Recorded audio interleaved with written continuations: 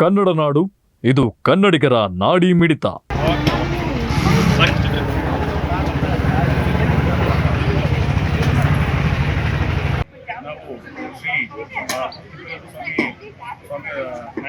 ಮಹೋತ್ಸವದಲ್ಲಿ ಕೃಷಿ ಇಲಾಖೆ ವತಿಯಿಂದ ಕೃಷಿ ವಸ್ತು ಪ್ರದರ್ಶನ ನಾವು ಏರ್ಪಡಿಸಿದ್ದೇವೆ. ಈ ಒಂದು ಕೃಷಿ ವಸ್ತು ಪ್ರದರ್ಶನದಲ್ಲಿ ಬಹುಮುಖ್ಯವಾಗಿ ನಾವು ಸಮಗ್ರ ಕೃಷಿ ಪದ್ಧತಿ, ಮಾದರಿ ಸಮಗ್ರ ಕೃಷಿ ಪದ್ಧತಿ ಯಾವ ರೀತಿಯಲ್ಲಿ ಇರಬೇಕು ಅಂತಕ್ಕಂಥ ಒಂದು ವಸ್ತು ನಾವು ಇಲ್ಲಿ ಮಾಡಿರೋದು ತಾವು ನೋಡ್ಬೋದು.